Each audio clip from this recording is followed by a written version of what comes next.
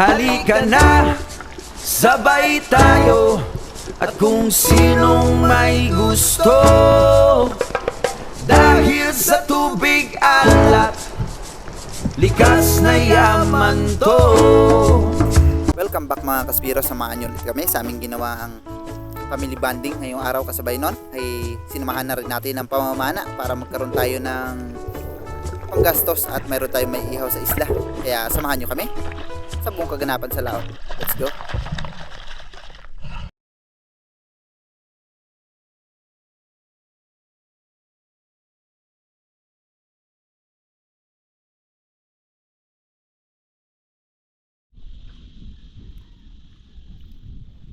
Good morning mga kaspiro. Salin lang tayo ng gas. Tapos larga na tayo, kalmada at maganda yung akyat ng isda kahapon, kaya samantalahin muna natin ngayon.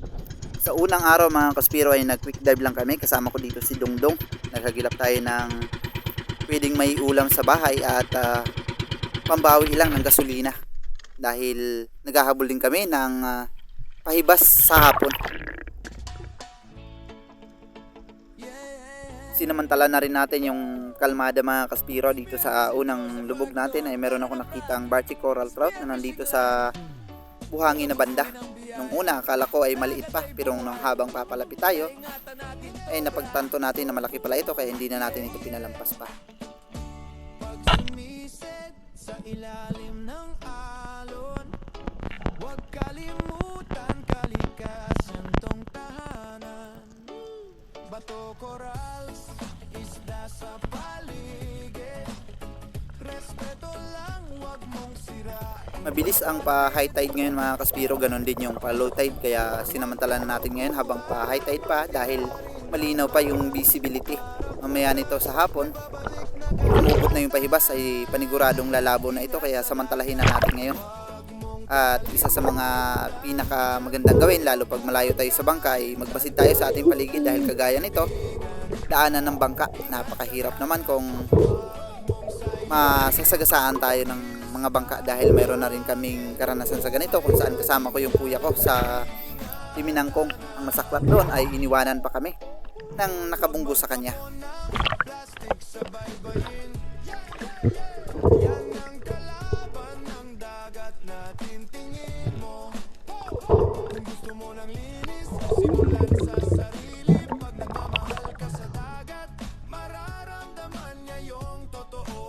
Pinakamagandang idea na iangat natin yung ating pana nang sa ganon ay mabilis tayo makita ng mga operator ng mga bangka.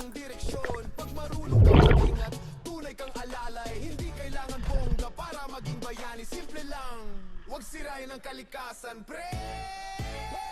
Ingat sa dagat, huwag mong kalimutan. Diyan tayo kumakain, diyan tayo. Para sigurado tayong ligtas, hayaan na muna nating makalampas ang bangka bago tayo ulit magsagawa ng pagsisid sa ilalim ng dagat.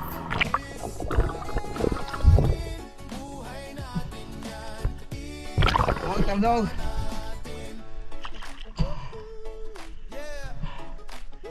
Lipat tayo, lipat. Malabo na dito.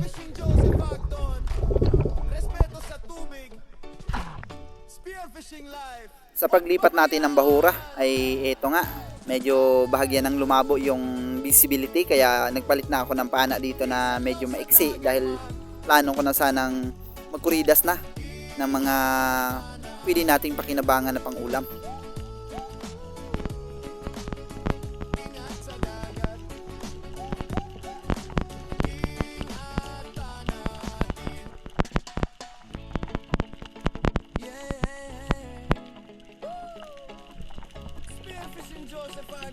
Tara na brad, spearfishing live.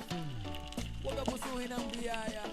Pero dito mga kaspiro ay meron ako natanaw na good size na isang red bass.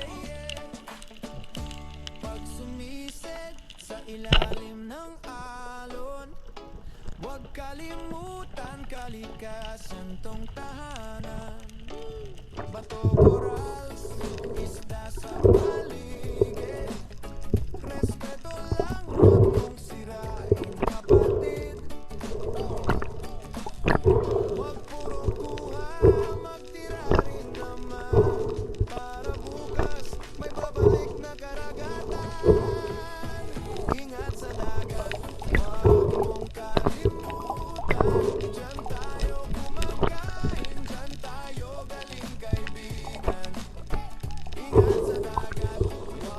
Nagsisid pa lang tayo dito mga kaspiro nung matanaw kong mayroong bar chick din dito. Kaya dinikitan ko na ito ng gusto dahil mahina yung ating pana. Nang sa ganon ay sigurado nating mahuhuli. Huwag magtapon ng plastic sa baybayin. Yan ang kalaban ng dagat. Diniretsuhan ko ng i-retrieve ito mga kaspiro dahil baka mas lalo niya pang ipasok sa loob ng bato at mahirapan pa tayo ng gusto. Sa dagat, mararamdaman niya yung totoo pare. Yeah.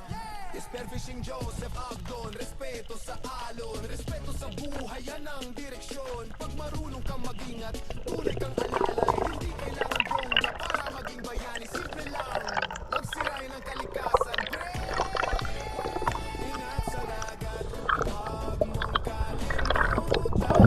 Diyan tayo kumakain, diyan tayo galing kaibigan. Ingat sa dagat, huwag mong sayangin. Isla, hangin, buhay natin yan. Ingatan natin.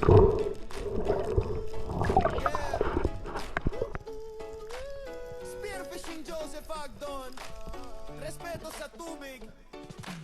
Spearfishing life, huwag pabayaan.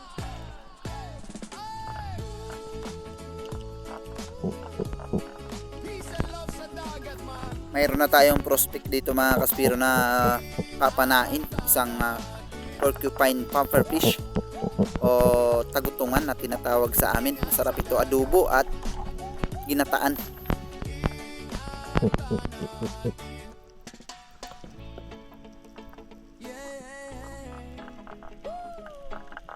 Spearfishing Joseph Agdon, tara na Brad. Spearfishing life, huwag abusuhin ang biyaya. Dagat ay buhay, kaya ingatan natin to Brad. Tinamaan naman natin ito mga kaspiro. Isa sa kagandahan kapag pumapana tayo ng ganito, dapat nasa labas lang ng bato. Dahil kapag nasa loob ito ng butas ay mahihirapan tayo sa oras na lumubo na siya kagaya nito. Bato corals, isla sa paligid. Respeto lang, huwag mong sirain kapatid. Huwag puro kuha, magtira rin ng Pagkatapos ng ilang sisid ay meron ulit ako nakita ditong balik na karagatan. porcupine. Kaya hindi ko na ulit ito pinalampas dahil yung una nating pinana ay medyo maliit. Sakto na meron pa tayong nadaanan dito kaya ayos nito. 2 piraso.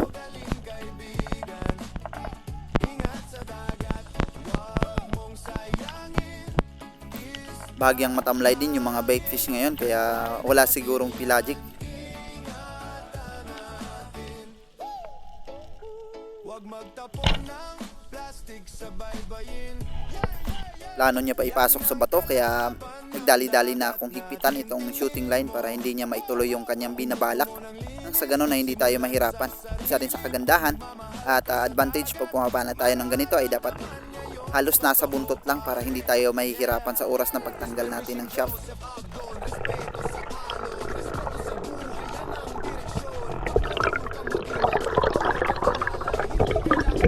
Para maging bayani, simple lang. Huwag sirain ang kalikasan, pre. Ingat sa dagat, huwag mong kalimutan. Diyan tayo kumakain, diyan tayo galing kaibigan. Ingat sa dagat, Solved na yung ating pangulam kaya hindi na rin kami tumagal. buhay natin yan. Ingatan natin.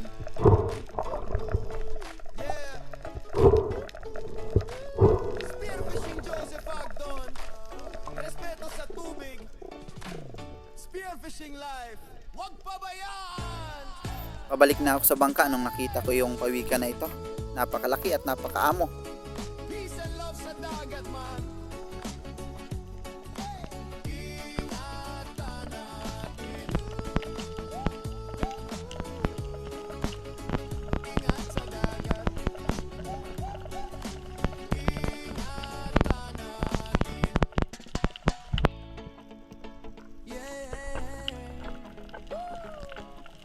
Spearfishing Joseph Agdon, tara na Brad. Spearfishing life, huwag abusuhin ang biyaya.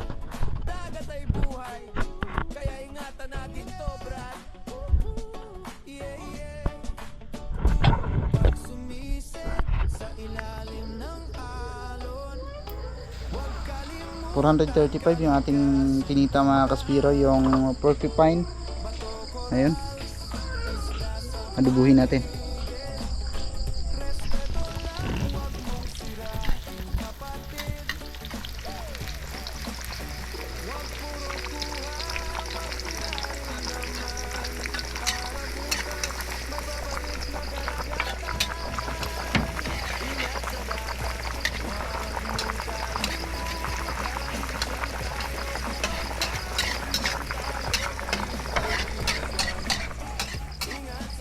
Yun oh, ang dami.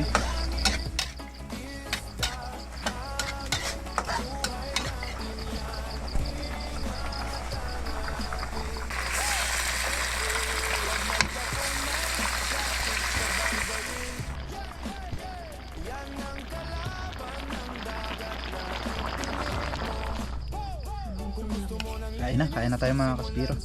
Kasarap nitong porcupine. Taba.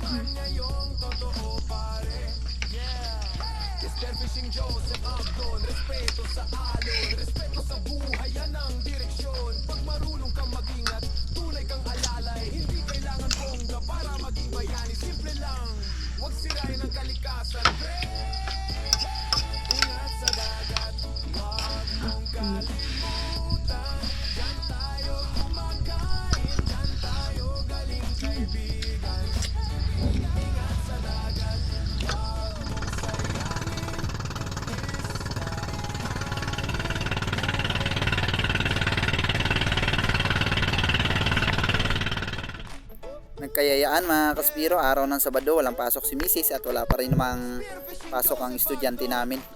Kaya family bonding muna kami.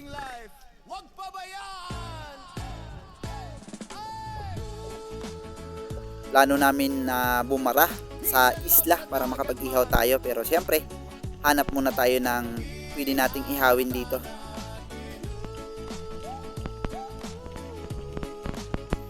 Huli ko na napansin itong red snapper. Nandito lang pala sa gilid natin.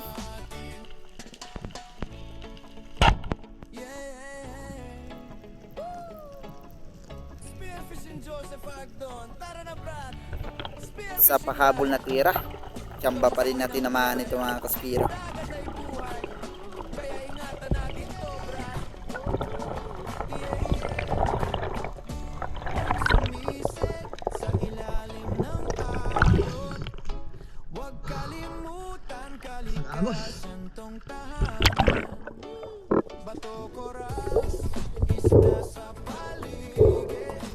Maaga pa naman ito mga kaspiro, kaya hindi pa gaano mainit sa bangka. At napakalakas din ng agos dito, kaya pinayuhan ko yung ating mga kasama sa bangka na huwag na muna silang lalayo ng gusto sa bangka. Lalong lalo na yung anak ko, kahit na marunong siyang lumangoy ay napakadelikado pa rin ito para sa kanya.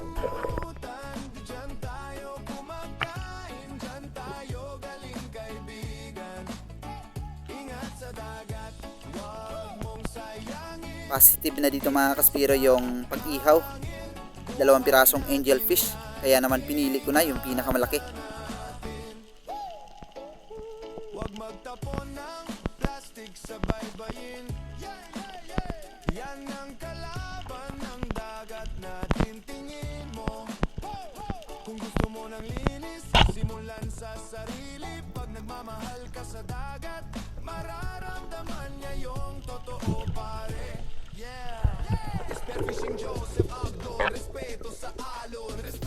Hindi pa kami nakapag-almusal bago kami umalis ng bahay, kaya todo sikap talaga tayo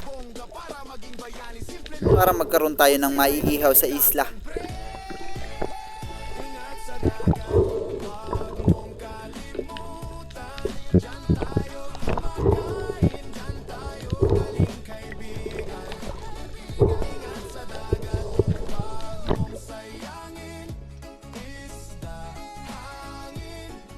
Bigla kong naisip palitan yung ating planong ihawin dahil meron ako nakitang mga surgeon fish dito kung saan manipis ang laman ng mga ito, kaya mas madali itong maluluto kung ito ang ating iihawin.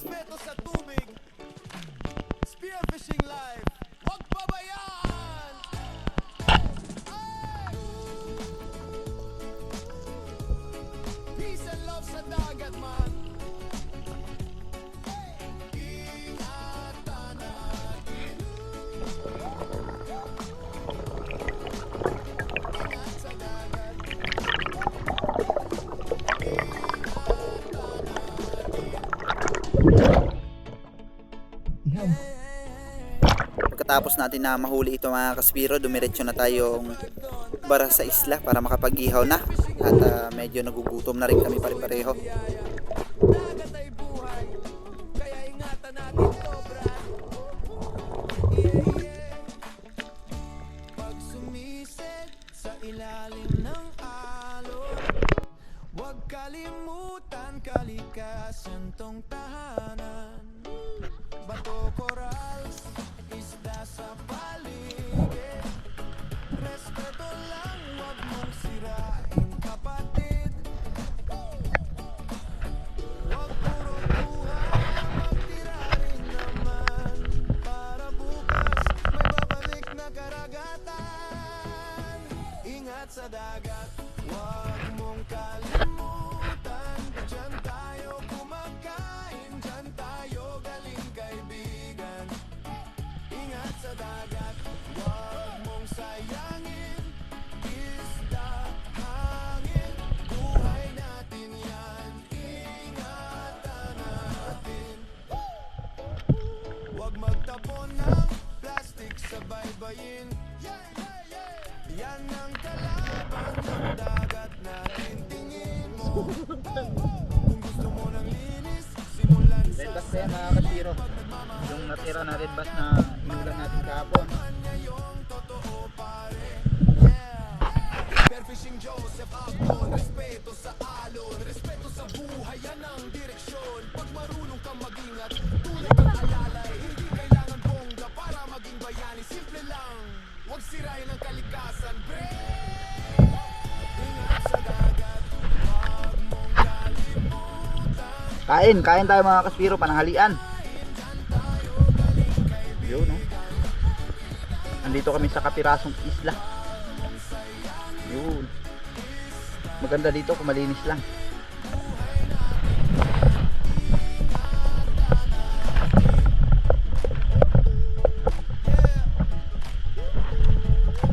Spearfishing Joseph Acton, respeto sa tubig. Spearfishing live, huwag pabayaan.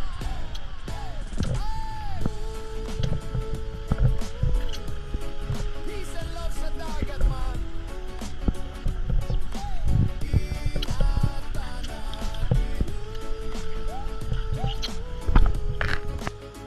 Ingat sa dagat. Ingatan natin.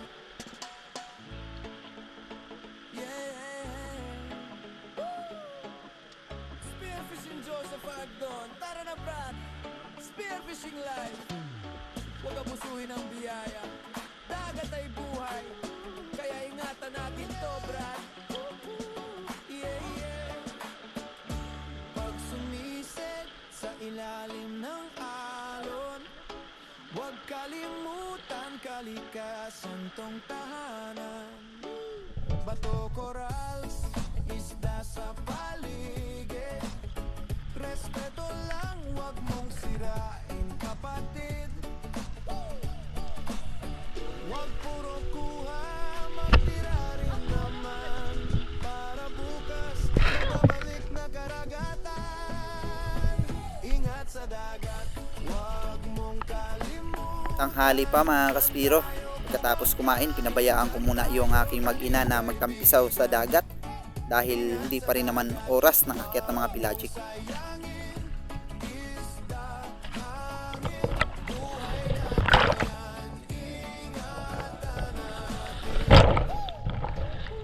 Huwag magtapon ng plastic sa baybayin. Yan ang kalaban ng dagat.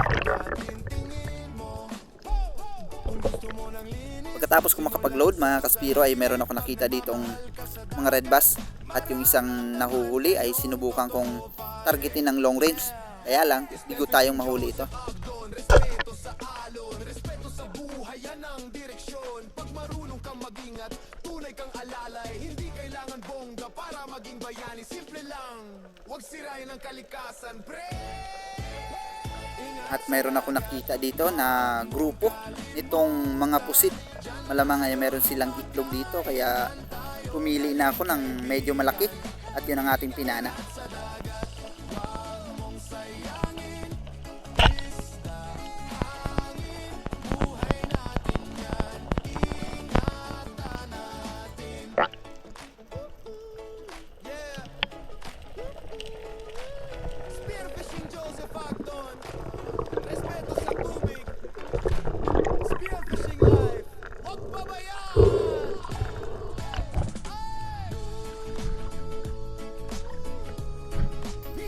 Medyo malalaki na rin ito mga kaspiro dahil nakatatlong piraso tayo at tumimbang ng 1.8.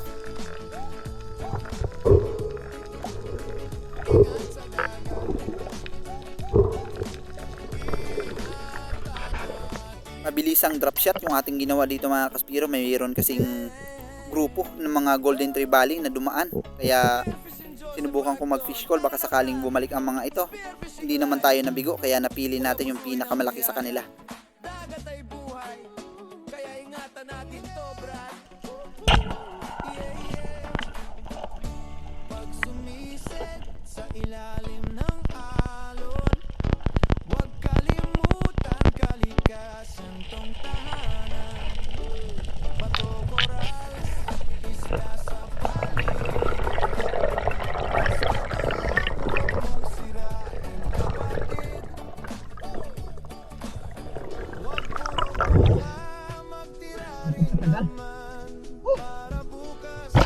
Sumabit yung dulo ng pana natin sa shooting line mga kaspiro, pero hindi ko na ito pinersa pa na kunin dahil malinaw naman yung visibility at sinigurado ko lang talagang mababantayan ko ito kung sakaling matanggal yung kanyang pagkakabuhol sa unahan ng pana.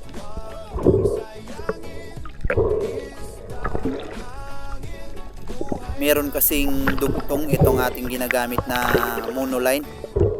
Tinugtungan ko dahil alanganin na. Kapos na yung ating Dyneema at hindi tayo makakabili agad-agad. Napakahirap kasi dito ng online.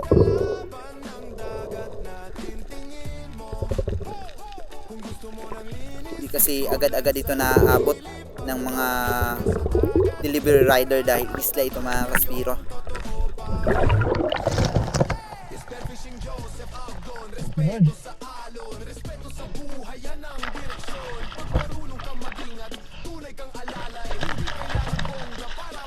Medyo malaki-laki yung isang ito, kaya bawi na yung ating pinambili ng gas. Malamang ay may sobra pa tayo para pambili ng kailangan sa bahay.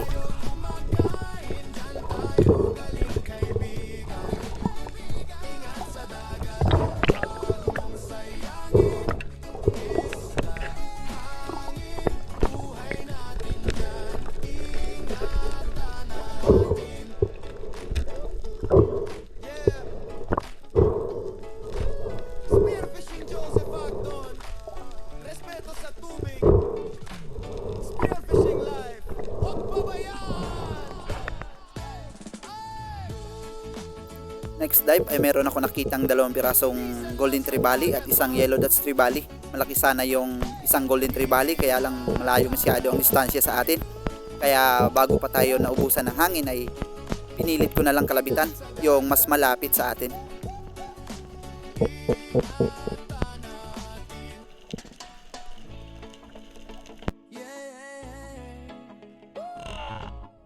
Spearfishing Joseph Agdon, tara na Brad. Spearfishing life, huwag abusuhin ang biyaya. Dagat ay buhay, kaya ingatan natin to, Brad. Pag sumisid sa ilalim ng alon, huwag kalimutan kalikasan tong tahanan. Daplis mga kaspiro, buti na lang sa awan ng Diyos ay nahuli pa rin talaga natin ito. Respeto lang, huwag mong sirain, kapatid. Huwag puro kuha, magtira rin naman para bukas may babalik na karagatan. Ingat sa dagat, huwag mong kalimutan. Diyan tayo kumakain, diyan tayo galing kaibigan. Ingat sa dagat, huwag mong sayangin. Isda, hangin, buhay natin yan. Ingatan natin. Huwag magtapon ng plastic sa baybayin. Yan ang kalaban ng dagat natin, tingin mo.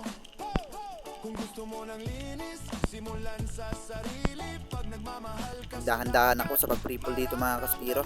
Dito sa malaking bato ay mayroong nakakubli na 3 pirasong spearfishing Joe, yellow spotted rabbit fish, habang sa unahan naman ay mayroong islang slender unicorn. pag marunong ka Slender Unicorn na lang yung pinili ko. Nadala niya lang yung shop natin pagdating sa unahan. Ay naghiwalay rin sila. Malamang hindi bumuka yung ating flapper.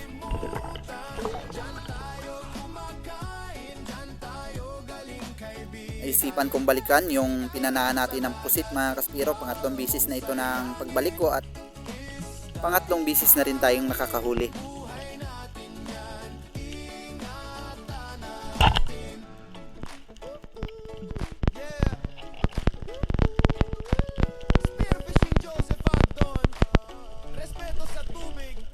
Biglang may lumapit na mga yellow dots kasama ng mga golden trevally. Hindi pa gaanong kalakihan pero anuhin pa natin ito dahil nakakalabit na tayo.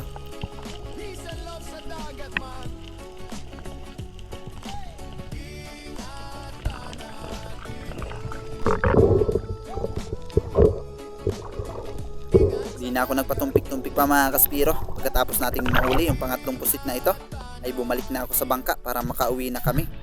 Mukhang ulanin na, mahirap kung may kasama itong hangin. Lalo pat kasama ko yung aking mag-ina. Spearfishing live, huwag abusuhin ang biyaya. Dagat ay buhay, kaya ingatan natin to, brad. Pag sumisid sa ilalim ng alon, huwag kalimutan kalikasan tong tahanan. Bato, corals, isda sa paligid. Respeto lang, huwag mong sirain, kapatid. Huwag puro kuha, tira rin naman. Para bukas, may babalik ingat sa dagat, huwag mong kalimutan. Diyan tayo kumakain, diyan tayo galing kaibigan.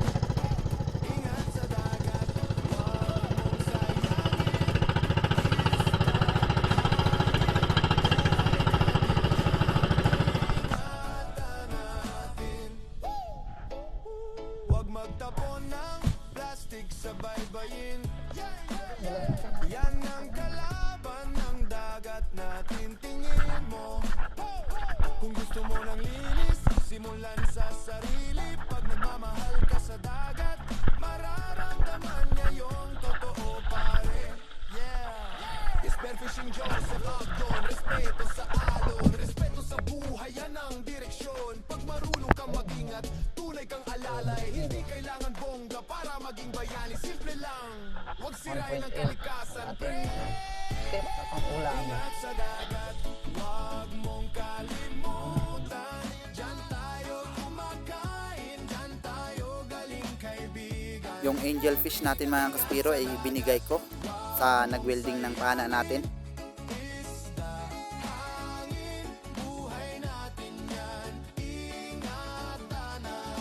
Magandang gabi po mga kaspiro, shoutout po tayo. Maraming salamat pa rin sa patuloy na sumusuporta at walang sawang sumusubaybay sa ating mga silent viewers, solid supporters at sa mga nag-aabang ng ating mga panibagong upload. Maraming salamat po, lalong lalo na sa mga hindi nag-i-skip ng ads, kay Sir Darius Pamadeyco Pestejo and family, ganon din kay Bro Raymond Lau, kay Sir Marcelo Bernaldez at kay Ma'am Camila B, shoutout po sa inyo. Kay Iner Labindao, shoutout din. Anthony Puresa at Puresa family ng Candelaria, Quezon. Le Alporte, shoutout din. Expauto Parts, maraming salamat din kay Chris Riel, Joel Antonio, Ginny Somo Okrancudo, Jocelyn Fernando Dakipil, shoutout po. Nexon Echon, Romelo Mendoza, Michelle, shoutout din kay Rebel Dogs, ganon din kay Erwin Pilangiano, Rain Joseph Candido, Leonora Longkop, maraming salamat po. Asyong Sandara, Alex Bag, Alex Ditaunon, ganon din kay Rubin Lara, Romel Navarrete, Arlen Riazon, maraming salamat po sa mga bagong subscribers natin. At Nestor Nombreda, maraming salamat din kay Eduardo Yonson, Anika Pedraza, Roberto Patalagsa, ganon din kay Leopoldo Orsal. Shoutout din sa Lumugdang family, kay Nini Lumugdang, Felix Jr. Lumugdang, Jayport Lumugdang, Jason Lumugdang, Kent Josh Lumugdang, kay Ethan Lumugdang, Jan Caleb Lumugdang, from Sir Felix Lumugdang ng Parañaque City. Maraming salamat po sa suporta. Kay Alex Bag, shoutout din. Kay Danilo at Charles Prince Adalim, Kainaman, maraming salamat po. Jupit Kahildo, Modisto Paul, kay Louis J. at Espiron family ng Silay City, Negros Occidental, maraming salamat din kay Jobin Celos. Richard Abejo, maraming salamat po. Ganon din kay Rinante Legas, Ronald Imbudo, Welbeck Mendoza, shoutout din po. Arlon Pagal at Julius Silawan, maraming salamat din. Kay Berly Banares, shoutout po. Jake Abinor Spear Fishing, kay Julito Cuesta, maraming salamat. Jesse Montes Danela, Nestor Ryan Incinso, shoutout po. Bin Royo, shoutout din kay Carmen Roden. Angel Hernandez, shoutout din po. Kay Denise De La Cruz and family ng Naik Cavite, ganon din kay Rapi Spear Fishing. Tony sa Arenas, Kasalom TV, maraming salamat po. Fernando Lacasandeli, Roberto Sarlejo, at kay bro Aarbok TV. Ayun, maraming salamat mga Kaspiro. Kita-kita po tayo sa sunod nating video. Ingat po tayo palagi. And God bless us all. Peace and love sa dagat man.